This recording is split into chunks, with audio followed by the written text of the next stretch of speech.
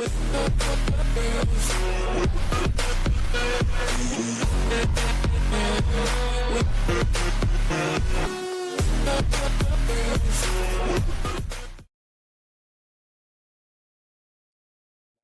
mic check. Here we go. Here we go. Let's go. Welcome back. Welcome back. Welcome back to another episode of Sip to Tally Films.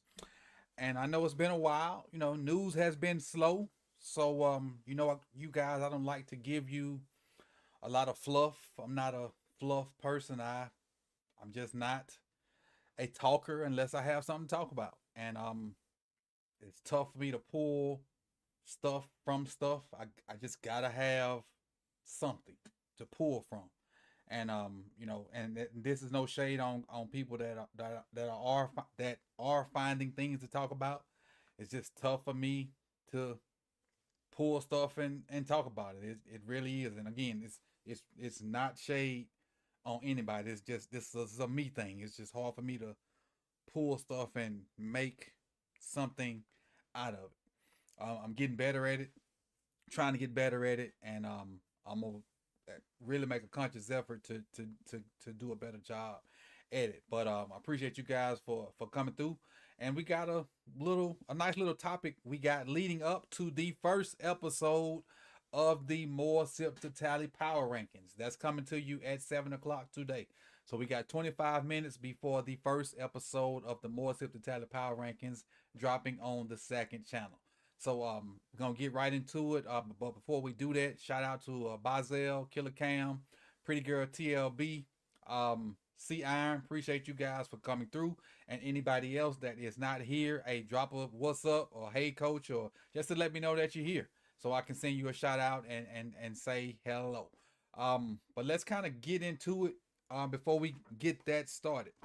So I got my notes here. And what we're going to do is we're going to talk about, can the O-line be better in 2024 than it was in 2023? Now, and I put my thumbnail out there a little earlier on Twitter, and somebody just simply said yes. But I don't think the answer is simply that better. I mean, that obvious or that simple or whatnot. So what we're going to do is we're going to take position by position and kind of talk about it. And if you have a question, just put OL in front of it and I'll try to answer it. Matter of fact, and I'll answer Brandon's question first before we get started. He says, let me see if I can do this. See if this will act right. He says, who could be this year's diamond in the rough, aka Brandon Stevens of the O-line?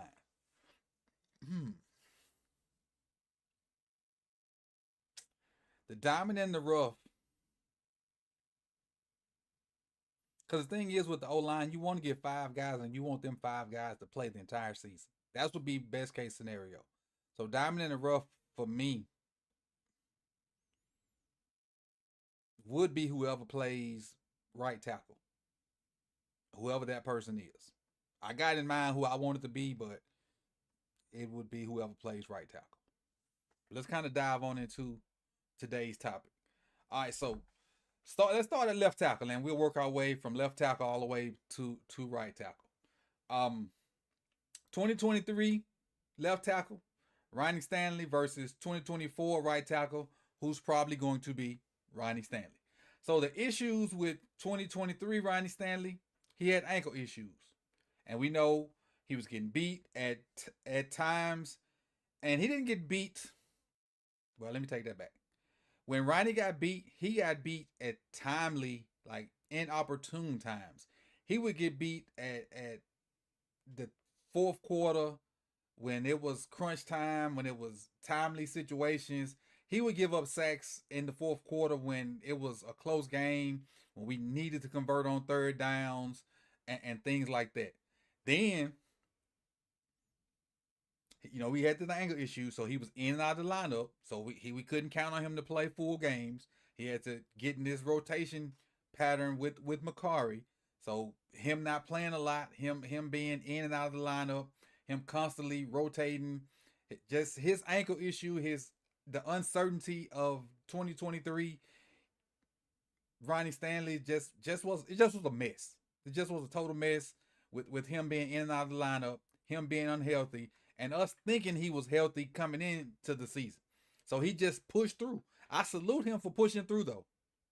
I do salute him for pushing through, but an unhealthy Ronnie Stanley is not good for the Baltimore Ravens. And even though he fought through, and at times you saw him be the guy that we know and love, or used to know and love, and we still love Ronnie. We just want him to be the best version of himself. But then you transition to 2024 Ronnie Stanley, and a report came out about him, getting a tip pass and juking somebody out, a defender, and running just being athletic.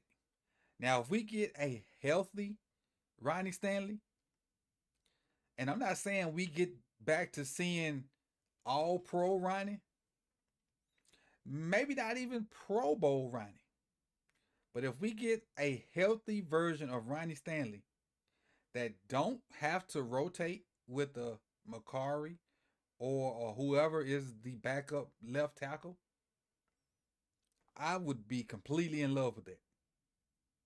Completely in love with the fact that we get a Ronnie Stanley, a nimble Ronnie Stanley, the dancing bear Ronnie Stanley.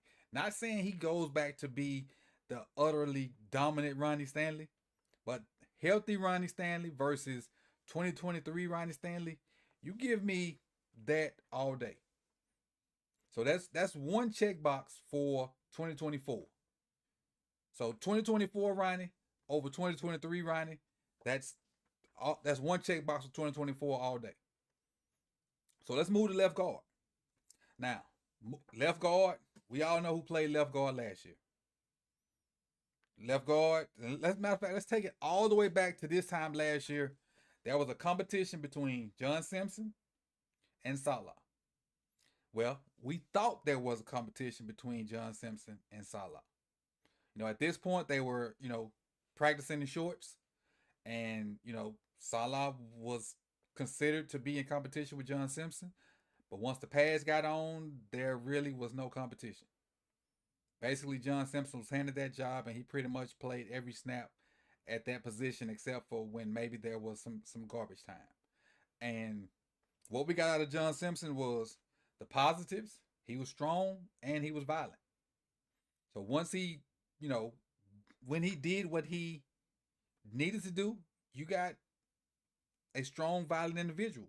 But his bad outweighed his good most of the time. Bad technique. Too many times he was out of position because of bad technique. Too many busted assignment. Too many movement issues where when he needed to get to second level, he duck his head and would get swim moved or would get thrown out of the way and his guy would make the tackle. So Meg the Simpson just was not consistent. And with OLine, you need consistency. He was healthy, Ing Raven. He was healthy. But with OLine, you gotta have consistency. And consistency is what he lacked. He was all over the place. He was not a picture of consist. And with OLine, you need that's why you need five guys to act as one. Because consistency is the main thing for OLine play. You need them to you want them to get five guys, say, hey, you gonna be the five guys, work on chemistry, work on consistency, work on knowing what each other do, knowing how to play off each other. And with Simpson, he had too much inconsistency in his play for Linderbaum or Ronnie Stanley to even figure out what he was gonna do from play to play. He was too darn inconsistent to get a feel for. And so there was plenty of times where he was on the why this dude always getting up off the ground? Like there are no plays where you supposed to be. I can see if you pancaking people and you get up off the ground, but you get up off the ground because people swimming you, or going through you, or you got your head down and they just pushing you to the ground. Get off your knees, dude. Stop twerking. And I know this is unrelated, but I did see some Jets reporter talking about some John Simpson was having these great blocks in practice. But y'all in shorts. The what? What's in the pass get on? And then I'm gonna see if that same reporter doing that stuff. You miss me with that. But before I stick and stay too long, now the option for us this year, Andrew Voorhees. There are a boatload of people who are extremely high on Andrew Voorhees. Now, what I, to me, with Andrew Voorhees, it's just a huge question mark. It's a huge question mark. We know Voorhees um, did something. I can't remember if it was his knee, and y'all help me in the chat box. Was it his knee or his Achilles that he messed up at the combine? And help me in the chat box. But whatever he did at the combine, he still went out there and pumped out 39 reps on the bench press with the ACL. Appreciate it, Cam. ACL. He still went out there and pumped out 39 reps.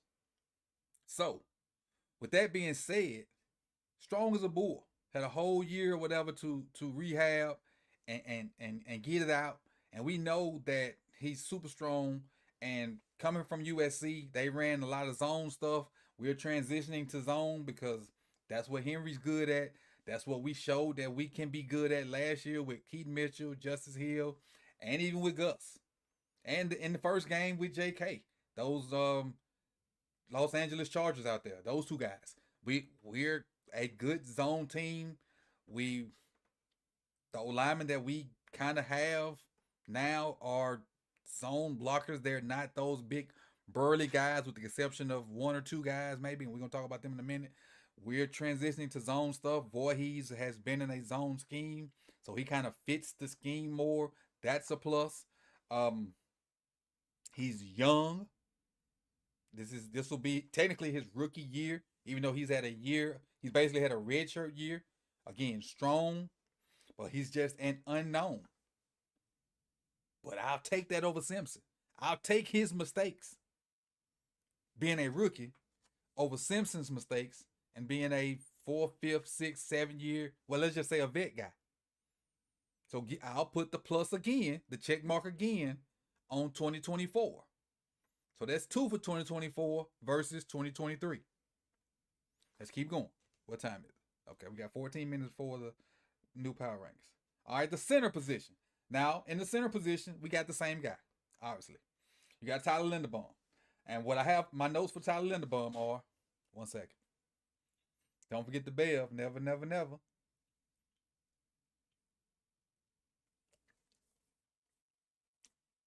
Greatest HBCU in the land. Ain't that right? Pretty girl TLB. Tyler Linderbaum. Elite leader. He's an elite leader at the O-line. He has elite movement. Even though people were talking about his short arms. Those short arms don't matter now, do they? His ability to adjust. And what I mean by that is, some guys like DJ Reader, early in games, they used to blow through him because they were that much stronger than him. But later on in games, that wrestling background, that defensive line mentality, because he used to be a defensive lineman, would kick in. And that movement that they would get early in games, they stopped getting. So whatever they used to do early in games versus Tyler Linderbaum and get victories, they stopped. Because Tyler Linderbaum would adjust to whatever your game plan is, and bam, no. So if you bull rushed early in games, that bull rush ain't work later in the games. Or if and like your speed moves never really worked on him, because he's a movement guy. And then in the run game, he gonna get you. Unless the power and counter stuff, when he had the down block, you can kind of get him on that because, he just couldn't anchor because he wasn't big enough. But any kind of zone stuff, which is the scheme that we're moving to, mainly because of Linderbaum and how good he is at it, he gonna get you in that outside and inside zone. Even to the fact where we run outside zone, and he would go around the guards because the guards would take care of 3 techniques. If the guard would take care of the 3 technique and there was no need for him to double, he'd loop around the guards and move up to either help the tackle or to the next level guy, which would be a linebacker or whoever showed up. That's just how elite he is at movement. And that's why I think we're moving and transitioning more into zone stuff. because you got the ultimate zone blocker in Tyler Linderbaum. And so you got that in 2023. And so now with 2024 Tyler Linderbaum, you get all that plus more experience. And so what I got on my notes for that is a push, but which still, gives you another check mark for 2024 because you get more experience. You get a stronger Linderbaum, you get a more experienced Linderbaum, you get a guy that has seen more tape, and then you get a guy that has more experience versus veteran guys, and then we'll have an advantage versus new guys coming in. So now that's 3 checks for 2024. 3. There's 3 checks for 2024. Now, let me see. We got some O-line questions. I ain't seen it yet, Brandon. Let's see. If you got an O-line question, put OL in front of it. Like this one. If you got it like that one. If you got an O-line question, put O-line in front of it. Let me scan real quick. Let me scan. Appreciate you, Big Reg. Appreciate it. Appreciate it. Appreciate it. Appreciate it. Appreciate it. Appreciate it. Appreciate it. Let's see. Let's see. Let's see. Let's see.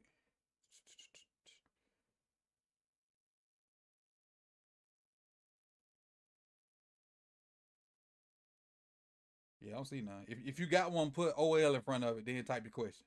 If you got one, put OL in front of it, then type your question. All right, let's go to right guard. Right guard in 2023 was Kevin Zeitler.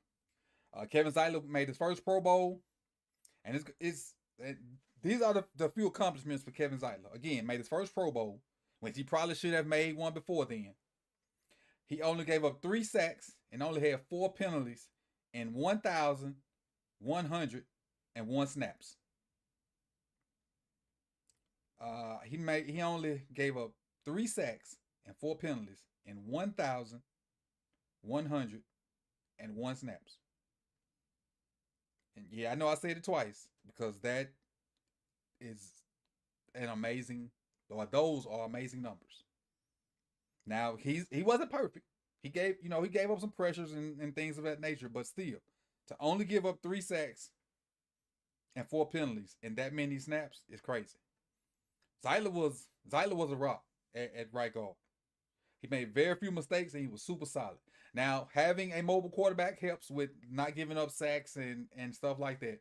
But the thing that as a trade-off with having a mobile quarterback, you don't give up as many sacks, but you have a tendency to give up penalties when you have a mobile quarterback because you don't know where they're at and you tend to hold and stuff like that. So low penalties and low sacks for offensive linemen, that's really good for Kevin Zeitler. Now you replace that with Ben Cleveland, and I do see a question out there about Ben Cleveland from Thomas. I'm gonna get to it in just a second. Now Ben Cleveland steps in at right guard, and Joe D ended his press conference with a quote, not a quote, what talking about Ben Cleveland. He said, and I'm gonna get to Ben Cleveland in a second. He said that in Ben Cleveland's few starts that he's had, he's impressed in every opportunity that he's had, and I've been saying that. That every opportunity Ben Cleveland has had to start at guard for Zeitler, and even the year before that when he had to play left guard, I can't remember who the starter was before Simpson, or the year before Simpson, but most of the time he's had to play has been versus the Steelers. He's been pretty good.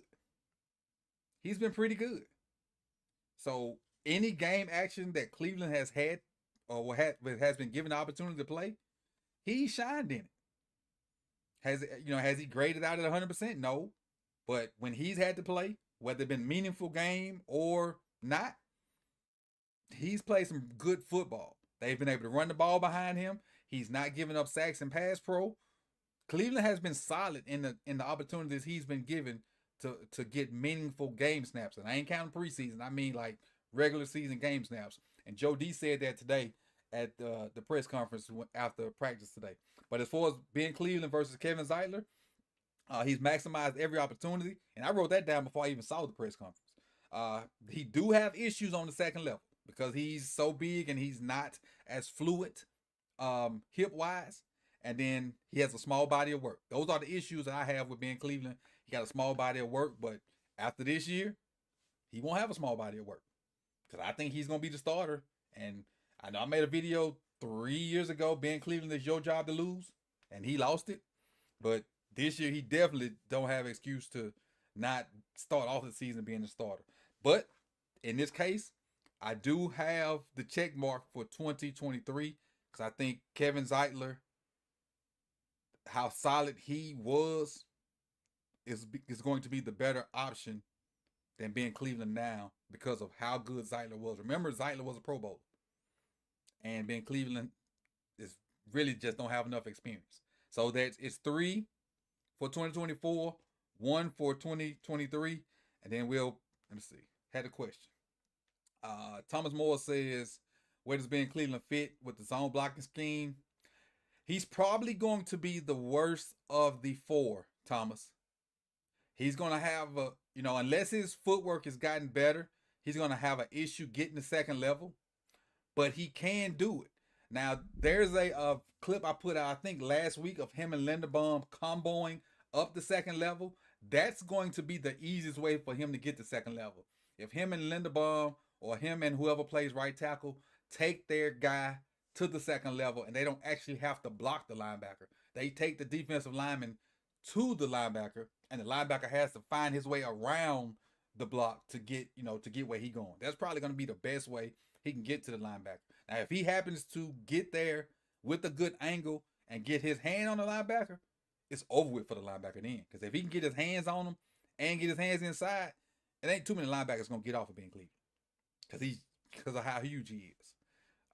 Najee says, "Who's your projected starting O-line week one?"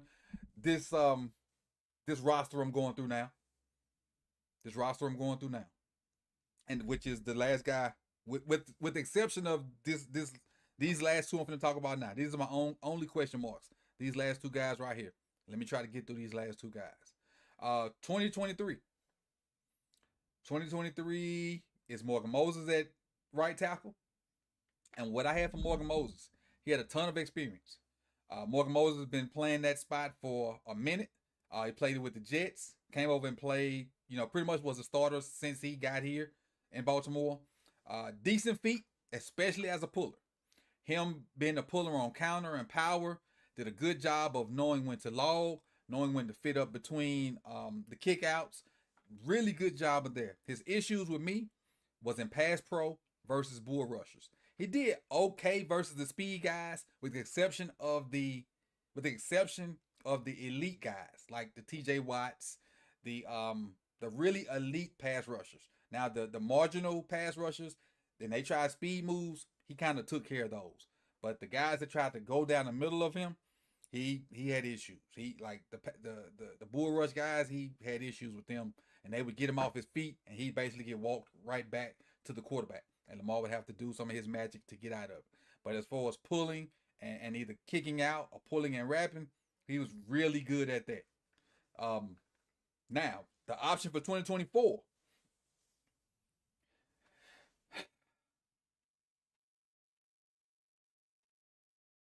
Option number one. We got two options here because I don't know where they're gonna go. Falele. Mm. Falele. This is what I got for Falele. Bad feet. He needs too much help in pass pro. When Falele is at tackle, your back gotta help. Gotta have a tight end to help.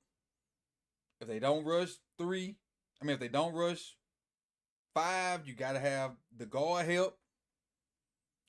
Just in pass pro, you gotta have too much help when Falele in pass pro. Now in the run game, he's so massive that he can just lay on people. He can lay on people. He can move people. I still really think he's a guard. I do.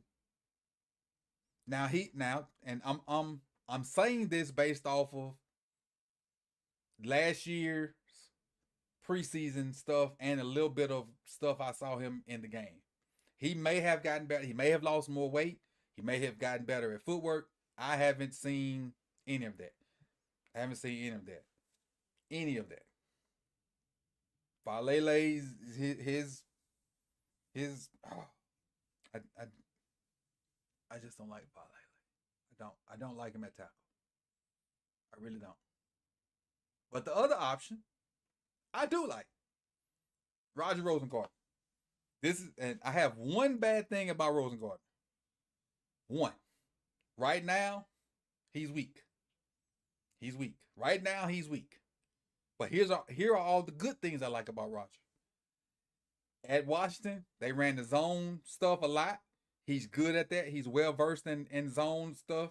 He can get the second level really good because he's very athletic. He ran the fastest 40. That don't really matter, but that just shows you how athletic he is. Technically, he was a left tackle because Mike Penix was left-handed.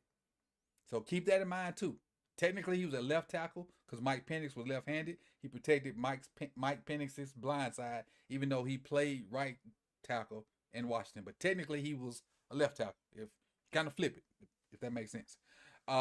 He's good in pass pro, good feet, good hands, good punch. He can work well on second level, and he has an amazing upside. The only issue I have with Roger is he's weak. And that will be rectified by being a professional, being in a professional off season, eating better, but not being a college student and just eating what you can get your hands on. That'll get better over the next month. That'll get better over the next seasons. He'll get better. I see nothing but upside for Roger Rosengarten, and that'll be the fourth check for 2024. So in answering this question, can the O-line be better, or will the O-line be better in 2024? Yes. I wholeheartedly think so. And not only will that be better in 2024, going forward in 2025, they'll be astronomically better. Like nuts better. So yes, the O-line will be better going forward. And with that being said, man, it's time for the first episode of the More Sip to Tally Power Rankings on the second channel on More Sip to Tally. So if you don't follow that channel, please go over there and do so. When I end this stream, the chat, it should take you there if you don't press nothing. But let's go over there and watch the first episode of the More Sip to Tally Countdown. And at the end of the More Sip to Tally Countdown, Jose and Brighton is going to have the lunch break hot take show at 7:15. So let's go over there, check out first episode. The countdown should have been started. And I appreciate you guys for coming over here. You could have been anywhere in the world. But meet me over there, and then we'll outro over there. Peace, y'all. Love y'all. Falele don't fit the scheme at all. He does not, Cam. You right.